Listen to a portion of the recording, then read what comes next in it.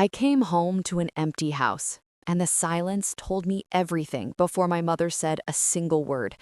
My name is Barbara Elaine Voss, and 11 days ago, I was closing a seven-figure real estate deal in Austin, while my 8-year-old daughter Lily was being handed off to strangers like she was a problem nobody wanted to solve. I want you to sit with that for a second. Not a boarding school, not a relative, a foster family, while I, her mother, was 3 states away working myself to the bone so we could keep living the life my family had grown very comfortable leeching off of. Let me back up, because this story doesn't start in that hollow marble foyer on Presidio Heights.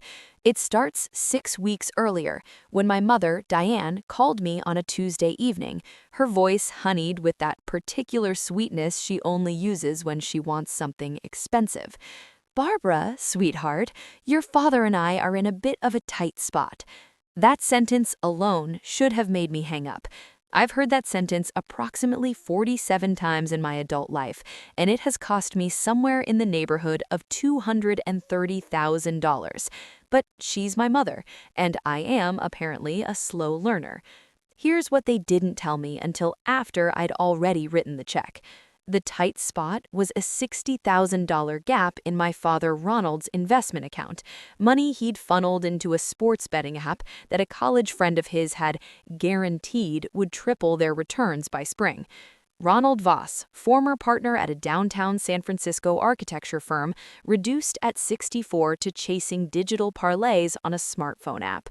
My mother presented this to me not as a crisis born from foolishness, but as an emergency I had a moral obligation to fix. "You know how hard your father worked to give you everything," she said, and I felt the old guilt flood through me like it always does, warm and paralyzing, because that's exactly how she designed it to feel. I agreed to wire them $40,000, which was the honest, outer limit of what I could pull from my operating accounts without disrupting my business cash flow. Diane pushed for the full 60. I said no. She went quiet in that specific way she does when she's filing the refusal away as evidence for a future argument. And then she shifted the conversation to Lily. "How is that precious girl doing? She needs more stability, Barbara. You travel too much. It's not good for a child your daughter's age to be alone so often." I told her Lily was not alone, that I had a full-time nanny named Grace who adored her, and that I'd be home in 3 days. I told her Lily was thriving, third-grade honor rolls, swimming lessons on Saturdays, obsessed with a book series about girl detectives. I genuinely believed what I was saying. What I didn't know was that Grace had given her 2 weeks' notice 6 days before that phone call. What I also didn't know was that my mother already knew this, because Grace, sweet, dependable Grace, had apparently called Diane first. I don't know what Diane said to her. I don't know what version of events she told that young woman to convince her that quitting without telling me directly was somehow acceptable. What I do know is that by the time my mother and father offered to help out by staying at my house while I wrapped up the Austin deal, they already knew I had no childcare coverage, and they had not said a single word about it. They let me board that plane without telling me my daughter was completely unprotected, and that choice will haunt every one of them for the rest of their lives. San Francisco in March is gray and cold in a way that never looks dramatic enough for how it actually feels. And when I landed at SFO on a Wednesday night after 9 days away instead of 3, because the Austin deal grew complicated and my clients were demanding, I was exhausted in the specific way that women who try to carry everything always are. My roller bag had a broken wheel I hadn't gotten around to fixing. I had mascara under my eyes from falling asleep on the plane. I was thinking about Lily's face, about how she always pressed her whole self against me when I walked through the door, like she was trying to confirm I was real. I took a rideshare because I was too tired to deal with the parking structure. I tipped the driver $4 more than I should have because the car smelled like pine, and it reminded me of something good. My mother was sitting in my living room when I walked in. She was wearing my cashmere robe, the ivory one I bought in Milan 3 years ago, and she was watching something on my television with a glass of my wine, and the house was so completely quiet that I knew before I even said Lily's name that Lily was not there. "She's with a wonderful family in Marine," my mother said, and she used that tone, the one that sounds like she's announcing pleasant news, the one that makes you feel irrational for being upset. "It's better this way, honey. You were gone too long. There's a process for these things." I stood in my own foyer in my coat with my broken-wheeled suitcase, and I asked my mother what she had done. She set her wine glass down with the careful precision of someone who has rehearsed this moment. "We called the county. It was the responsible thing to do. You weren't answering your phone." I had 42 unread texts. I had been in back-to-back closings. I had called Lily every single night. My mother had reported me to Child Protective Services, my own mother. And somewhere across the bay, my daughter was sleeping in a stranger's house because of it. I need to describe to you what rage feels like when it's too enormous to be loud. It doesn't scream, it doesn't break things, it goes very, very still. I became still in a way I had never been before in my life, a stillness that started in my chest and moved outward until even my hands stopped trembling. I looked at my mother, this woman in my robe drinking my wine in my house, and I understood something about her that I had been refusing to understand for 41 years. She did not love me the way mothers are supposed to love daughters. She loved the version of me that needed her. She loved the Barbara who was grateful, apologetic, financially accessible. The Barbara who had built a business, a home, a life entirely independent of her approval. That Barbara she had spent years quietly trying to dismantle. And this moment right here, was the most aggressive act in a very long campaign. My father was asleep in my guest room. My father, who had not asked my permission, who had not paid a single bill in this house, who had gambled away retirement money on a phone app and then sent his wife to collect from his daughter. I walked past my mother without another word, and I went upstairs and I sat on the edge of my bed in my coat for 11 minutes. I counted them. And then I did the thing that has always saved me. I opened my laptop and I started working.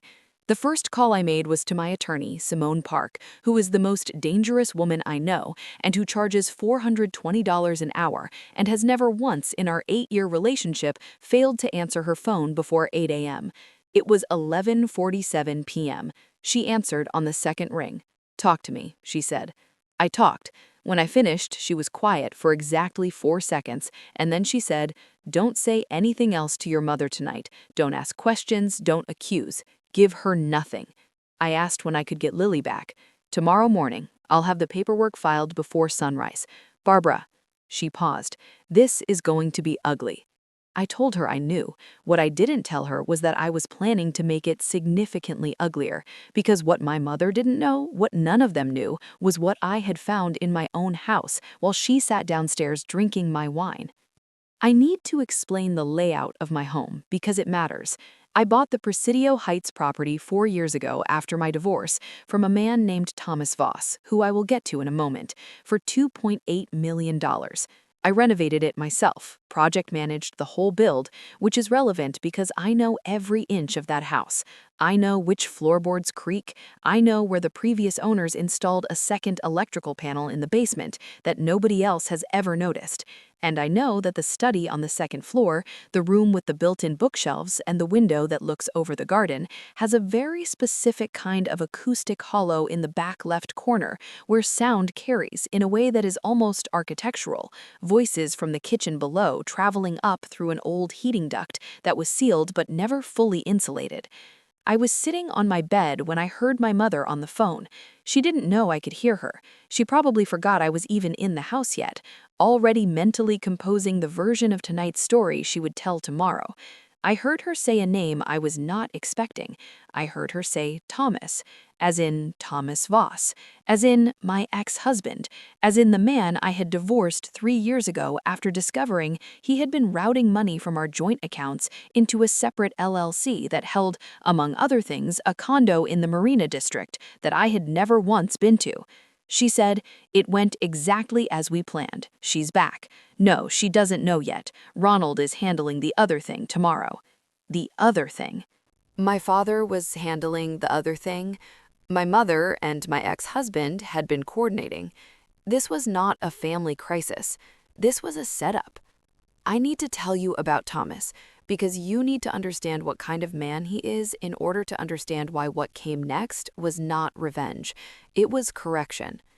Thomas Voss is 51 years old, raised in Atherton, went to Stanford for undergrad and Wharton for his MBA, and has spent his entire adult life being precisely charming enough to make you trust him, and precisely calculating enough to use that trust like a crowbar. I was 32 when I met him at a gallery opening in Hayes Valley. He was wearing a suit that cost more than my first car, and he asked me questions like he was genuinely interested in the answers, which is a skill I have since learned to identify as performance. We were married 18 months later. Lily was born 2 years after that. The divorce came when Lily was 3, and I was in the middle of building my real estate brokerage from a boutique 2-person operation into the 12-agent firm it is today. Thomas did not want the divorce. This is the part people always misunderstand. Men like Thomas don't fight for marriages because they love their wives. They fight for marriages because being married to a woman who is building something real makes them look better than they actually are. I was his credibility. My work ethic was his reputation by proximity. When I filed, he was not heartbroken. He was offended. And offended men with too much money and too much time have a particular way of deciding that the rest of your life is going to be their ongoing project. What I had not understood until that moment, sitting in the dark of my bedroom listening to my mother's voice travel up through a heating duct, was that Thomas and Diane had found each other in the wreckage of my divorce and decided to become allies. My mother had never liked that I was independent. Thomas had never accepted that I had walked away. Together, they were apparently something considerably more coordinated than either of them was alone. The question that kept me awake that entire night wasn't how they had done it, it was how long it had been going on. I did not sleep. I lay in my bed with my coat still on until 2 in the morning, and then I got up and I went to work in the systematic way that I work when the stakes are high, which is to say I became a different version of myself entirely. I am, professionally, a woman who identifies hidden value in properties that other people have dismissed. I understand structures. I understand what things look like on paper versus what they actually are underneath. I applied those same skills to my own life that night in a way I probably should have applied them years earlier. By 4 a.m., I had pulled every financial document I had retained for my divorce, which was everything because Simone made sure I kept everything. I had cross-referenced Thomas's LLC filings, which are public record if you know where to look, and I had found something that made the hair on the back of my neck stand up. The marina condo that Thomas had been hiding during our marriage had been sold 8 months after our divorce was finalized. The proceeds had not gone back into any of his personal accounts. They had gone into a trust with a named beneficiary I recognized immediately. Ronald Voss, my father. Thomas had paid my father $43,000 deposited into a trust account in my father's name 11 months ago, 4 weeks before my father's sudden investment losses, 4 weeks before my mother's phone call telling me they needed money. I sat with that number for a long time, $43,000, close enough to the $60,000 they'd asked me for to not be coincidental. Thomas had seeded the story, my parents had delivered it, and CPS, I now understood, was never about protecting Lily. It was about creating a paper trail that could be used in a custody modification filing, a filing that, Simone confirmed when I called her at 5:30 a.m., had already been submitted to San Francisco Superior Court at 9 o'clock the previous morning. Thomas Voss had filed for full custody of my daughter the day before I landed in San Francisco, and my own parents had helped build the case. I want you to understand what that means for a second. He had orchestrated a scenario in which I appeared neglectful. No nanny, child placed with foster care, mother unreachable during a trip. On paper, if you didn't know the truth, it looked like exactly the kind of situation a judge takes seriously. And Thomas, I can promise you, had a very expensive family law attorney who was very good at making paper look convincing. I want you to understand what that means for a second. He had orchestrated a scenario in which I appeared neglectful. No nanny, child placed with foster care, mother unreachable during a trip. On paper, if you didn't know the truth, it looked like exactly the kind of situation a judge takes seriously. And Thomas, I can promise you, had a very expensive family law attorney who was very good at making paper look convincing. My mother had not called CPS out of concern for Lily. She had called CPS to create a document, a dated, official, government document that said my child had been removed from my home while I was away. That was the weapon. That was what the whole thing was for. The sun came up over the bay and I watched it from my study window, and I felt something shift inside me that I can only describe as a door closing. Not on hope, not on Lily, on any remaining version of myself that believed these people deserved the benefit of my doubt. My mother was asleep down the hall in my cashmere robe. My father was in my guest room. Thomas was probably in Atherton right now, in the house he'd bought after the divorce, sleeping soundly because he believed the trap had already snapped shut. What none of them had accounted for was who they were dealing with. I am Barbara Elaine Voss. I built a 7-figure business in 4 years in the most competitive real estate market in the country. I survived a marriage to a man who was quietly stealing from me for 3 years. I raised a daughter alone, brilliantly, joyfully, in a city that does not make anything easy. I am not a woman who gets cornered. I am a woman who makes cornered people regret the attempt. I picked up my phone and I made 3 calls before 7 a.m. The first was to Simone. The second was to a forensic accountant named Patricia Osei, who I had used twice before in contentious commercial disputes, and who I knew was going to find things in Thomas's financial records that he believed were completely buried.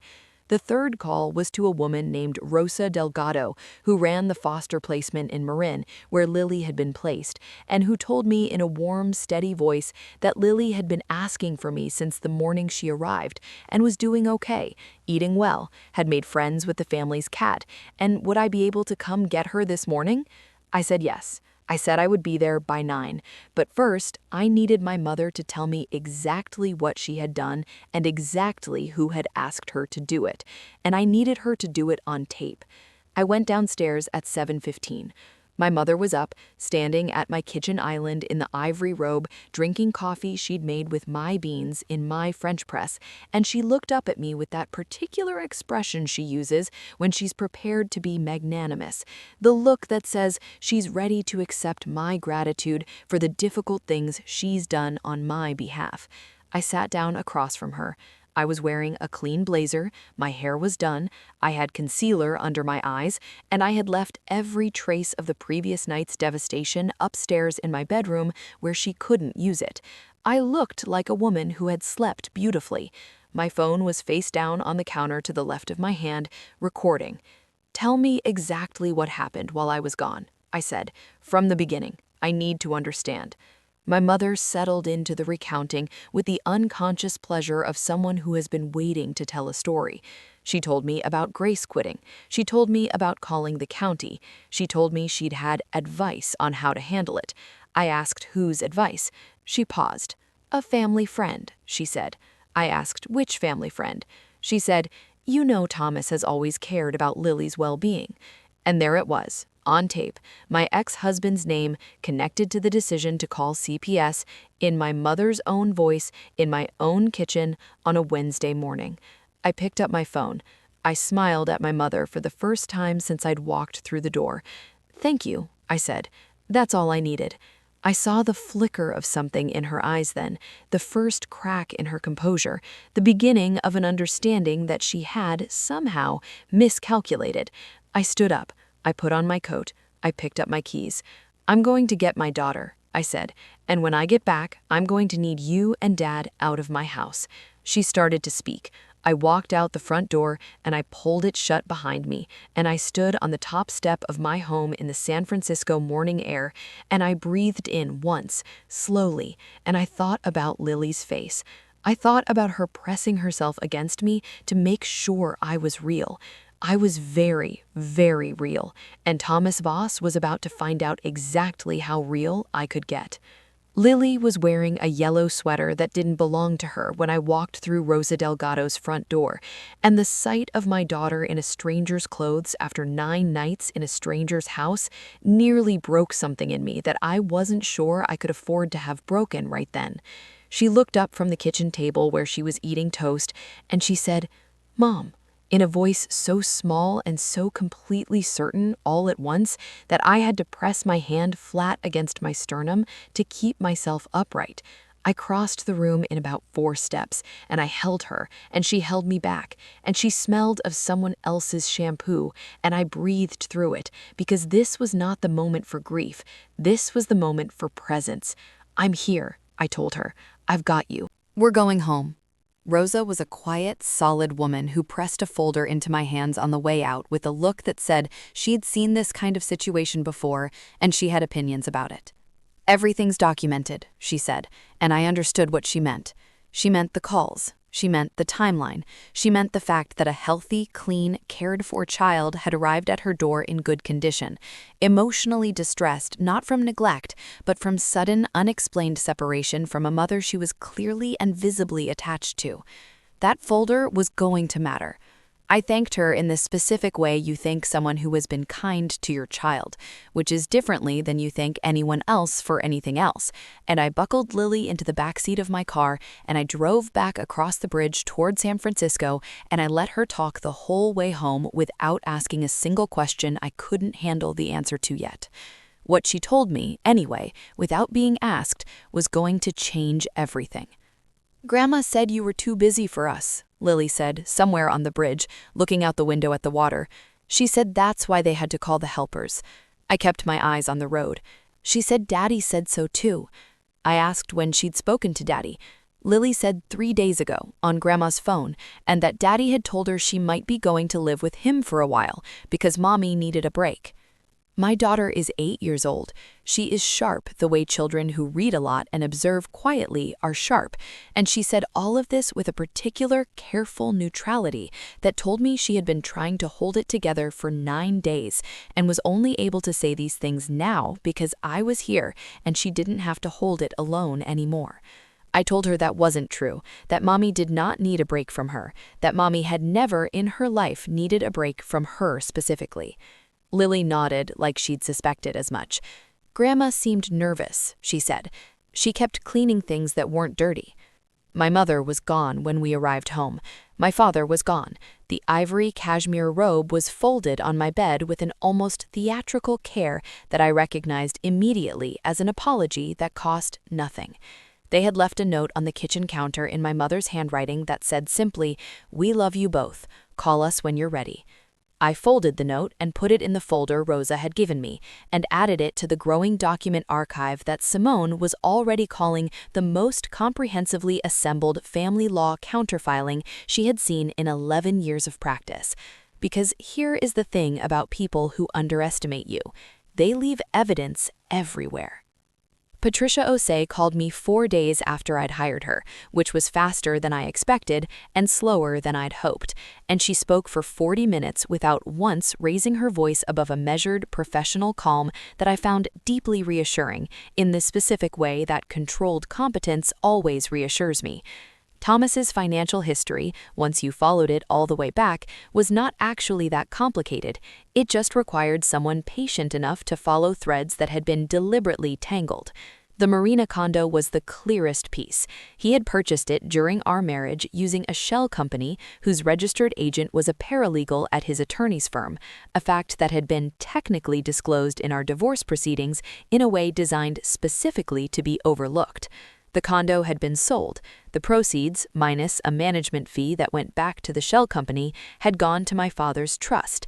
But the purchase price of the condo had originally come, in part, from joint marital assets that, under California community property law, were 50% mine. In plain language, Thomas had used money that was partially mine to create a fund that was used to pay my father to help him take my daughter. He had laundered my own resources through my own family to build a case against me. It was, Patricia said with clinical detachment, one of the more elegant financial manipulations she'd seen in a domestic context. She did not mean elegant as a compliment. She meant it the way you describe a disease that's achieved something technically impressive through destruction. Simone filed our response to the custody modification on a Thursday morning. It was 63 pages. It included the recording from my kitchen. It included Patricia's financial analysis with full documentation. It included Lily's school records, her attendance, her grades, her teacher's written statement describing her as one of the most secure and thriving students in the class. It included 11 months of call logs proving I had contacted Lily by phone or video every single day I had been traveling for work. It included, as Exhibit Q, a sworn statement from my former nanny, Grace, who had reached out to me of her own accord 2 days after I came home because, she said, she felt sick about what she'd been part of. Grace had not quit of her own volition. She'd been told by my mother that I was planning to let her go, and that it would be better if she got out now before it became awkward. It was a lie so specific and so small that it could only have been designed by someone who understood exactly how a young woman in a precarious employment situation would respond to it. Diane Voss, my mother, who had once told me that honesty was the foundation of family, had looked Grace in the eye and told her a targeted lie that would leave my child without care and me without knowledge of it, all so that a CPS call would have maximum impact. Grace was 26 years old and had been with us for 2 years and loved Lily genuinely, and my mother had used that love like a tool and then thrown her away. Grace's statement, which was detailed and devastating, became Exhibit R. The family court hearing was on a Monday at 10 a.m. in a courtroom that smelled like old coffee and carpet cleaner and the specific exhaustion of human conflict. I wore a dark blazer and sat beside Simone, and I did not look at Thomas until I had to, and when I did, he was wearing a suit that was extremely well-fitted and an expression that was attempting composed confidence and achieving something much closer to barely managed anxiety. His attorney, a man named Foster, who had a reputation for aggressive procedural tactics, had already been denied 2 motions in the preceding weeks. The judge, the Honorable Sandra Reyes, was 61 years old and had been presiding over family court for 17 years and had, according to Simone, a specific and well-documented intolerance for cases where one party had attempted to manufacture evidence. What happened in that courtroom in the next 3 hours was the most precise thing I have ever witnessed. Simone did not present our case loudly. She's not a loud attorney. She's an attorney who builds things with the patience and deliberateness of someone who knows the structure will speak for itself when it's complete. She walked Judge Reyes through the timeline, the call to the county, the custody filing submitted the morning before I landed, the financial transfer to my father's trust account 11 months prior, the recording, Grace's statement, Rosa Delgado's notes. She placed each document into the record with the calm efficiency of someone laying bricks, and by the time she was finished, the structure she had built was so solid and so clear that Thomas's attorney's objections sounded less like legal arguments and more like a man shouting at architecture. Thomas took the stand at 11:40. I watched him. I have spent many hours over many years studying Thomas Voss, learning the specific language of his expressions, the micromanagement of his face when he is trying to appear sincere, and I knew the moment he sat down that he understood he was in serious trouble. He answered the first several questions about his work, his home, his relationship with Lily, with the rehearsed fluency of someone who had practiced. And then Simone asked him in a pleasantly neutral voice when he had first contacted my mother about his concerns for Lily's welfare. He said he couldn't recall exactly. Simone showed him a phone record. He recalibrated and named a date. Simone showed him a second document. The date he'd just given her was 3 weeks before he claimed he'd first become concerned. She asked him again. He said he might have the timeline confused. Simone thanked him and moved on with the particular graciousness of someone who does not need to press a point because the record already speaks. Thomas Voss had lied under oath, and Simone had evidence of it before he finished the sentence. What came next was not dramatic in the way court scenes are dramatic in films. There was no breakdown on the stand. There was no moment of theatrical confession. What happened was quieter and in many ways worse for Thomas because of it. Judge Reyes asked to review 3 specific documents privately during a short recess. When she returned, she looked at the room with the specific expression of a person who has, after 17 years, seen most human behavior and still finds certain combinations of it remarkable. She denied the custody modification fully. She noted for the record that the filing appeared to have been made in bad faith based on circumstances that the petitioner had, directly and through agents, actively manufactured. She used the words deliberately engineered and coordinated misrepresentation, and those words are now part of a public court record with Thomas Voss's name on them. She ordered that all legal fees and court costs be borne entirely by him. She also noted that if any future filing from the petitioner came before her court, she would be reviewing it with particular scrutiny. She then looked directly at Simone and asked if the respondent intended to pursue sanctions. Simone said we were considering our options. Judge Reyes nodded in the way that judges nod when they are suggesting you consider your options seriously. I kept my expression neutral. Inside, I was thinking about my father's trust account, because I wasn't finished. Instead, I told my father that I loved him and that I needed him to prove something to me over time, rather than in a single phone call, and that what he could prove, slowly, was that Lily was safe in his presence. Not that he was forgiven, not that we were fine, just that Lily was safe. He said he understood. He sounded old in a way I hadn't noticed before. Thomas, I did not call. Thomas, I have not spoken to directly since that courtroom. He sees Lily on the agreed custody schedule, which is every other weekend and Wednesday evenings, and Lily comes home from those visits and talks about what they watched on TV and what they had for dinner, and she does not report anything concerning, which is all I am entitled to hope for from that arrangement. He has not filed any further motions. His name appears in a public court record with the words bad faith and deliberate misrepresentation next to it, and that record does not go away. In my industry, reputation is everything, and the people who need to know that record are finding it without any help from me. The most powerful revenge is not the kind you execute, it's the kind you build, quietly, by becoming so completely and visibly okay that the people who wanted to break you have to watch you thrive instead.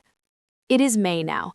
Lily is in a new routine that she likes, which includes Saturday swimming and a Sunday drawing class at the Arts Center on Sacramento Street that she found herself in a community newsletter and asked me for with the specific, polite determination she uses when she wants something she's not sure she's allowed to want.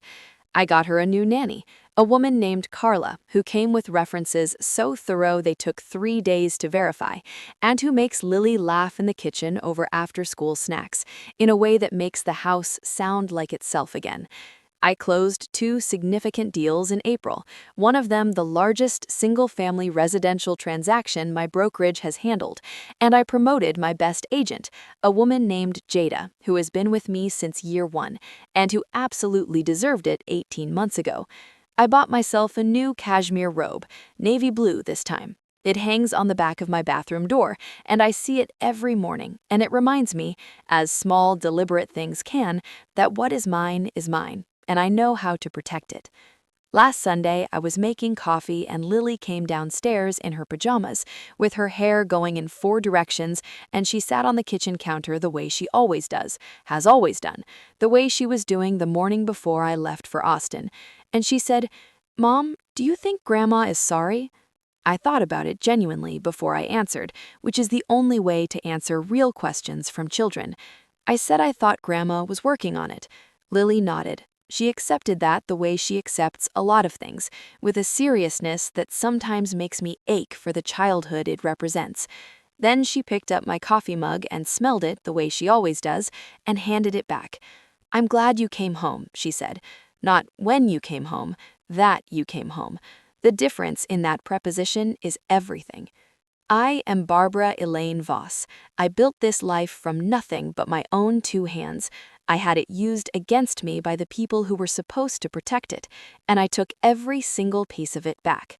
The moral isn't that family can't betray you. The moral is that a woman who knows her own value is impossible to permanently take down. They thought I would crumble. They thought I was so afraid of losing what I'd built that I'd be easy to paralyze. What they forgot is that I built it once. I know exactly how it's done. I can always build it again. And this time, I know exactly who not to let through the door. Not even close. The civil filing came 3 weeks later. Patricia's analysis had confirmed that the Marina condo proceeds represented marital asset funds of approximately $118,000 after calculations, not the 43 that had landed in my father's account. The remainder had been redistributed through Thomas's various holding entities in ways that were technically legal, but ethically grotesque. We filed a civil claim for the full amount, including interest and damages for what Simone termed deliberate financial concealment during dissolution proceedings. Thomas's attorney called Simone within 48 hours of service with a settlement offer. It was almost insultingly low.